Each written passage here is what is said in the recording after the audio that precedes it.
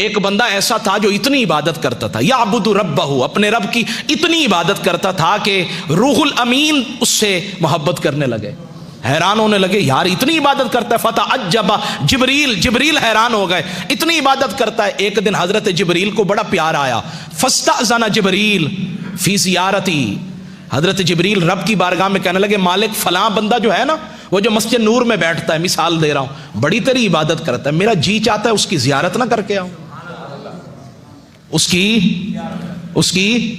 जियारत ना करके आऊं। हजरत जिब्रील ने जब ये बात की ना, रब ने फरमाया तुझे इजाजत मिलेगी, अज़ीना लहू, इजाजत देते हैं, बिशर्तिन, लेकिन एक शर्त है। क्या शर्त है? का अन यंजुरा फिल लोहिल महफूज, लोहे महफूज में उसका असल, उसकी जो किस्मत है ना, तकदीर है, जरा वो देख लो। जब हजरत जिब्रील ने लोहे महफूज में देखा ना, तो कहते वहां तो उसको शकी लिख दिया था, बदबख्त लिखा हुआ था। हैरान हो गए, जमीन पे उतरे, उस बंदे की तरफ गए, सलाम दुआ के बाद उसे बताया मैं जिब्रील हूं। वो फिर भी उसकी इबादत में लगा रहा। कुछ होते हैं जो हजरत खिजर के पीछे भागते हैं, और कुछ वो होते हैं, हजरत खिजर भी आ जाए ना, मैं बेअदबी नहीं कर रहा, वो कहते हैं जी खिजर आना तेरा आना मुबारक, लेकिन जिसकी इबादत मैं कर रहा हूं ना, मुझे किसी के लिए तवज्जो देने की जरूरत नहीं है। तो फरमाते बात खत्म हो गई। फरमाते हैं हजरत जिब्रील ने कहा तुझे अल्लाह ने बदबख्त लिखा है।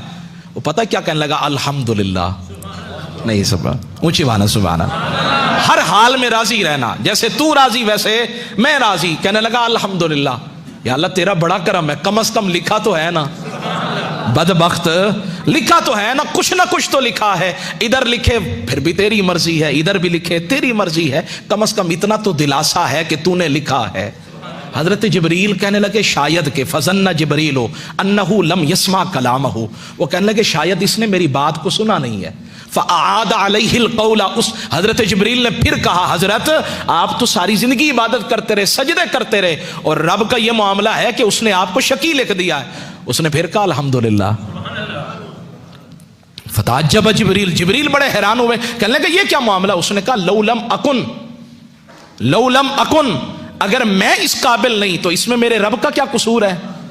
मैं अगर हूं ही निकम्मा, मेरी जात में मेरी किस्मत में लिखा ही नहीं है, तो इसमें मेरे रब का क्या कसूर है? जिब्रील ने सुना तो इस बात में भी बड़ा ताज्जुब आया, और जब ताज्जुब आया ना तो फरमाते हैं अल्लाह ने आवाज लगाई, सदा लगाई, जिब्रील अब जरा उन्जुर फिल लोहिल महफूज, अब देखो ना लोहे महफूज में।